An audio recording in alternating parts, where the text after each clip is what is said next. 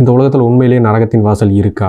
ஏன்னா 2 இடங்களை வந்து நரகத்தின் வாசல் அப்படின்னு சொல்லி ஐடென்டிஃபை பண்றாங்க. அந்த இடங்கள் வந்து என்ன காரணத்தினால அந்த இடங்களை நரகத்தின் வாசல் அப்படின்னு சொல்லி கூப்பிடுறாங்க? அங்கே ஏதாவது எக்ஸ்பெரிமெண்ட்ஸ் நடந்து அது ஃபெயிலியர் ஆகி அதோட பாதிப்பா, இல்லை இயற்கையோட அழிவா, இல்லை உண்மையிலேயே அது வந்து நரகத்தின் வாசலா, இல்லை பார்க்கறதுக்கு அப்படி இருக்கிறதுனால அப்படி சொல்றாங்களா அப்படிங்கிறது எல்லா விஷயத்தையும் நம்ம இந்த வீடியோவில் ஃபுல்லாக பார்க்க போகிறோம். இது மட்டும் இல்லாமல் அந்த நரகத்தின் வாசல் அப்படின்னு சொல்லப்படக்கூடிய அந்த இடத்துல இருந்து சில அமானுஷ்ய ஆடியோஸ் வந்திருக்கு. அதை நீங்களே கேளுங்க.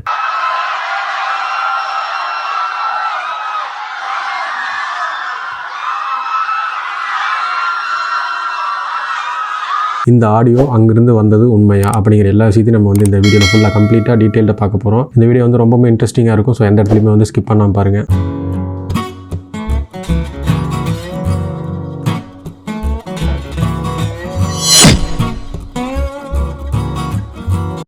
வணக்கம் நண்பா, ஐமா தமிழன் சேனல் உங்களை வரவேற்கிறேன். இன்றைக்கி நம்ம என்ன டாபிக் பார்க்க போகிறோம்னா, இந்த உலகத்தில் இருக்கக்கூடிய நரகத்தின் வாசல் அப்படின்னு சொல்லப்படக்கூடிய அல்லது நரகத்தின் வாயில் அப்படின்னு சொல்லக்கூடிய 2 இடங்களை பற்றி இன்றைக்கி நம்ம இந்த வீடியோ ஃபுல்லாக பார்க்க போகிறோம். இந்த 2 இடங்களுமே ரொம்ப மிஸ்டீரியஸாகவும் மனிதனால் ஏற்படுத்தப்பட்ட மிக பாதிப்புள்ள ஒரு இடங்களாகவும் தான் இன்றைக்கி வரைக்கும் பார்த்துட்டு இருக்காங்க. அது மட்டும் இல்லாமல் இந்த 2 இடங்களுமே வந்து சுற்றுலா தலங்களாகவும் பராமரிக்கப்பட்டு வருது. அதில் முதல் இடமாக நம்ம பார்க்க போகிறது என்னென்னா, துர்க்மெனிஸ்தான் நாட்டில் இருக்கக்கூடிய மனிதனால் ஏற்படுத்தப்பட்ட ஒரு நெருப்பு பள்ளம். அதோட அளவு கிட்டத்தட்ட 2 ஃபுட்பால் கிரவுண்ட் அளவு இருக்கும் அப்படிங்கிற மாதிரி சொல்கிறாங்க.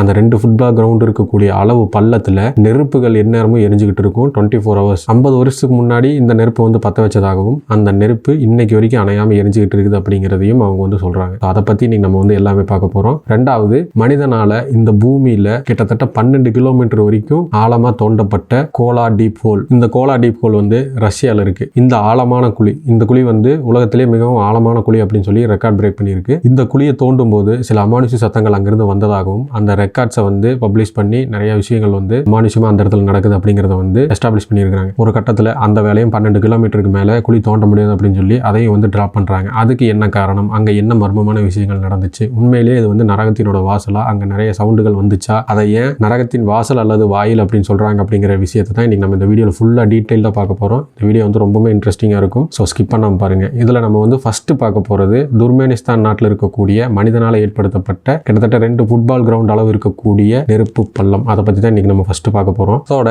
இந்த நெருப்பு பள்ளத்துக்கு பக்கத்திலேயே இன்னும் 2 பள்ளங்கள் இருக்கு. அந்த 2 பள்ளங்களும் சுற்றுலா தலமாக தான் இருக்குது. அதை பற்றி நான் போக போக சொல்கிறேன். அந்த பள்ளங்களும் சில காரணங்களால் மனிதனால் ஏற்படுத்தப்பட்டு கட்டுப்படுத்தப்பட்ட பள்ளங்கள். இது வந்து கட்டுப்படுத்த முடியாமல் எரிஞ்சுக்கிட்டு இருக்கிற பள்ளம், மீதி இருக்கிற 2ம் கட்டுப்படுத்தப்பட்ட பள்ளம். அந்த 2 பள்ளங்களை பற்றியும் நம்ம அடுத்தடுத்து பார்ப்போம். இந்த துர்க்மெனிஸ்தான் அப்படிங்கிற நாட்டில், அந்த நாட்டோட எல்லைக்குட்பட்ட பாலைவனம் பகுதியில் தர்வாசா அப்படிங்கிற இடத்துல சோவியத் யூனியன் வந்து 1980s அந்த இடத்துல வந்து ஒரு ஆராய்ச்சி நடக்குது. அந்த ஆராய்ச்சி என்னன்னா, இந்த பகுதிகளில் கேஸ் சம்பந்தமான வாயுக்கள் வந்து நிறைய வந்து உற்பத்தி பண்ண முடியும் அப்படிங்கிற மாதிரியான ஒரு விஷயத்தை அந்த இடத்துல வந்து டெஸ்ட் பண்றாங்க. டெஸ்ட் பண்ணது மட்டும் இல்லாமல் அந்த இடத்துல வந்து அந்த கேஸுக்கு உண்டான மூலப்பொருள் இருக்கிறத வந்து அங்க இருக்கக்கூடியவங்க கண்டுபிடிச்சு அந்த இடத்துல வந்து தோண்ட ஆரம்பிக்கிறாங்க. எப்போ 1980s அப்படி தோண்டிக்கிட்டு இருக்கும்போது ஒரு கட்டத்தில் திடீர்னு எதிர்பாராத விதமா அந்த கேஸ் வந்து லீக் ஆகுது. அந்த பள்ளத்துல இவங்க போட்டிருக்கிற ஓட்ட மூலியமா கேஸ் வந்து லீக் ஆகாத இந்த இன்ஜினியர்ஸ் வந்து பார்த்துட்டு அது வந்து பரவி இங்க இருக்கிற மக்கள் அழிச்சிடக்கூடாது அப்படிங்கிற காரணத்துக்காக அதை வந்து பற்ற வைக்கிறாங்க. ஏன்னா அது வந்து ஒரு எரிவாயு. ஸோ அதனால வந்து அதை பற்ற வச்சா அது வந்து இருக்கிற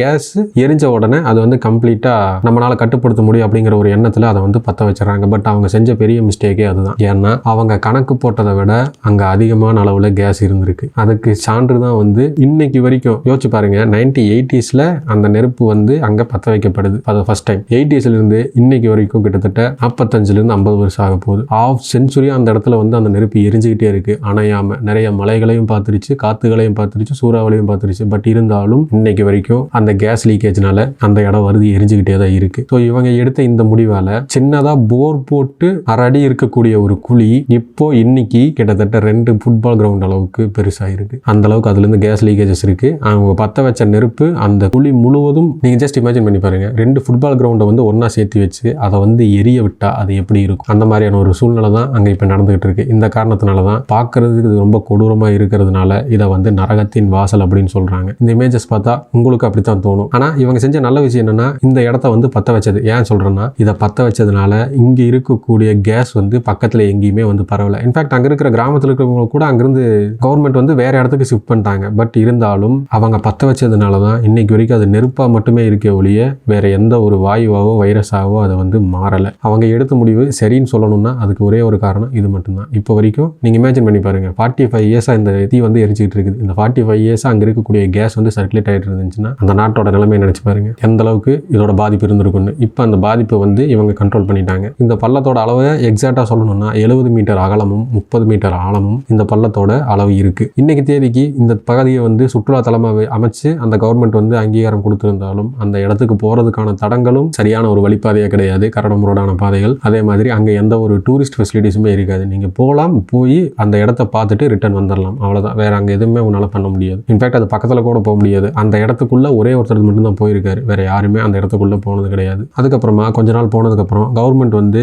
இப்போ ரீசெண்டாக ஒரு டிசிஷன் எடுத்து இந்த நெருப்பை வந்து அணைக்கணும் அப்படின்னு சொல்லி நிறைய முயற்சிகள் எடுக்கிறாங்க. அந்த முயற்சிகள் எல்லாமே வந்து ஃபெயிலியராக தான் போகுது. அதே சமயம் இந்த கேஸ் வந்து இன்னும் அங்கே நிறைய இருக்குது அப்படிங்கிறத வந்து அங்கே இருக்கக்கூடிய சயின்டிஸ்ட் வந்து கணிச்சிருக்கிறாங்க. ஸோ இந்த காரணத்தினால அதை அணைச்சு அந்த கேஸ் மறுபடியும் லீக் ஆகி அங்கே இருக்கிற பக்கத்தில் இருக்கக்கூடிய எல்லா இடங்களுக்கும் பரவாமல் இருக்கிறதுக்காக அந்த கவர்மெண்ட் வந்து இந்த மிஷனை வந்து டிராப் பண்ணுறாங்க. அது இல்லாமல் இந்த இடத்துக்கு இந்த பள்ளத்தாக்குக்கு பக்கத்தில் இன்னும் சில பள்ளத்தாக்குகள் வந்து இருக்குது அப்படின்னு சொல்லியிருந்தேன் இல்லையா. கரெக்டாக இந்த தர்வாசா பள்ளத்துக்கு பக்கத்தில் இருந்து 10 கிலோமீட்டர் டிஸ்டன்ஸில் இதே மாதிரி கேஸ் இருக்குது அப்படிங்கிறத கண்டுபிடிச்சி அந்த இடத்துல இதே மாதிரி வந்து போர் போட்டு அந்த கேஸை எடுக்கிறதுக்கு அவங்க வந்து முயற்சி பண்ணியிருக்கிறாங்க. பட் அதுவும் இதே மாதிரி இவங்க போட்ட போரில் அந்த கேஸ் வந்து லீக் ஆயிருக்கு. அந்த லீக்கேஜை வந்து கண்ட்ரோல் பண்ணுறதுக்காக அங்கே இருக்கக்கூடிய சயின்டிஸ்ட் என்ன பண்ணியிருக்கிறாங்கன்னா, ஏற்கனவே நம்ம வந்து நெருப்பு பற்ற வச்சு அது வந்து இன்னைக்கு வரைக்கும் அணையாமல் எரிஞ்சிக்கிட்டு இருக்கு, ஸோ அதே தப்பை வந்து நம்ம மறுபடியும் பண்ணக்கூடாது அப்படிங்கிறதுனால தண்ணியை ஊற்றி அதை வந்து கண்ட்ரோல் பண்ணியிருக்கிறாங்க. கேட்குறக்கே கொஞ்சம் ஒரு மாதிரி வியர்டாக இருக்குல்ல, பட் ஆக்சுவலாக அந்த இடத்துல அதுதான் நடந்திருக்கு. அந்த இமேஜஸும் உங்களுக்கு நான் காட்டுறேன். அந்த பள்ளத்தாக்கு வந்து கம்ப்ளீட்டாக கைவிடப்பட்டுருச்சு. ஆனால் அதோட அளவும் கிட்டத்தட்ட இதுக்கு ஈவனாக இருந்தாலும் பட் கண்ட்ரோல்டாக இருக்குது. அந்த தண்ணி வந்து அந்த இடத்துல ஒரு ஊத்து மாதிரியே வந்து உருவாயிருச்சு. ரெகுலராக வந்து அந்த தண்ணி வந்து அந்த இடத்துல விட்டுக்கிட்டு இருக்காங்க. பட் இருந்தாலும் அந்த தண்ணி வந்து அந்த கேஸை கண்ட்ரோல் பண்ணுது. இதுதான் வந்து அங்கே நடக்கக்கூடிய ஒரு உண்மை. அதே மாதிரி இந்த தர்வாசா பள்ளத்துக்கு பக்கத்தில் இருந்து 15 கிலோமீட்டர் டிஸ்டன்ஸில் இதே மாதிரி இன்னொரு குழியும் தோண்டப்படுது. அந்த குழியிலிருந்தும் கேஸ் லீக்கேஜ்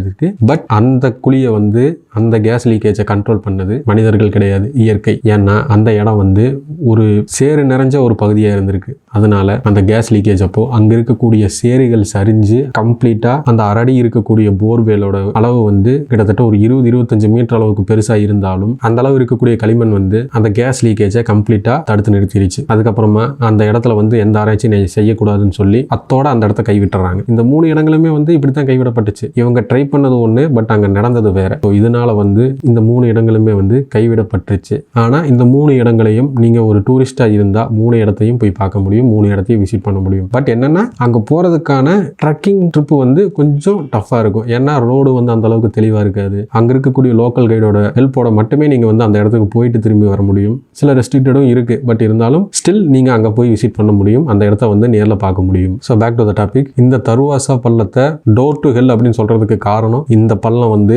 நெருப்புல எரிஞ்சுக்கிட்டு இருக்கும்போது அதை பக்கத்துல இருந்து பார்த்தீங்கன்னா நரகத்தோட வாசல் மாதிரியே இருக்கும். ஏன்னா நரகம் அப்படிங்கிறது சித்திரவதை செய்யக்கூடிய இடமும் நிறைய பேரோட அழுகைகள் கேட்கக்கூடிய ஒரு இடமா தான் நம்மளுக்கு வந்து புராணங்கள்ல எல்லாத்துலயும் நம்மளுக்கு வந்து டீட்டெயிலா 1 by 1 எல்லாமே நம்மளுக்கு சொல்லியிருக்காங்க. அந்த மாதிரி விஷயங்கள் தான் இமேஜா நம்ம மெமரியில இருக்கு. ஸோ இந்த காரணத்தினால இந்த இடத்தை பார்க்கும்போது இது வந்து அரக்கர்களும் கொடூரமானவங்களும் இருக்கக்கூடிய இடம், இது வந்து உண்மையிலேயே நரகத்தின் வாசல் அப்படிங்கிற மாதிரியான ஒரு இமேஜினேஷன் வந்து எல்லாருக்கும் வந்ததுனால தான் இந்த இடத்த வந்து நரகத்தின் வாசல் அப்படின்னு சொல்றாங்க. ஸோ டோர் ஆஃப் ஹெல் அப்படிங்கிற டாபிக்ல 2வதா நம்ம பார்க்க போறது ரஷ்யாவில் இருக்கக்கூடிய கோலார் டீப் ஹோல். இதை பத்தி நம்ம அடுத்த வீடியோவில் பார்ப்போம். இந்த வீடியோ உங்களுக்கு பிடிச்சிருந்துச்சுன்னா லைக் பண்ணுங்க, உங்க ஃப்ரெண்ட்ஸ் அண்ட் ஃபேமிலி எல்லாருக்கும் ஷேர் பண்ணுங்க. இப்பதான் நம்ம சேனலுக்கு ஃபர்ஸ்ட் டைம் வந்திருக்கீங்கன்னா நம்ம சேனலை சப்ஸ்கிரைப் பண்ணுங்க. சப்ஸ்கிரைப் பண்ண கையோட நாளைக்கு நோட்டிஃபிகேஷன் கொடுத்துக்குங்க. அப்பதான் நம்ம போடக்கூடிய வீடியோஸ் எல்லாமே உடனுக்குடன் உங்களுக்கு வந்து சேரும். இதே மாதிரி மிஸ்டீரியஸான இன்ட்ரெஸ்டிங்கான டாப்பிக்கோட நெக்ஸ்ட் வீடியோவில் உங்களை சந்திக்கிறேன். தேங்க்யூ.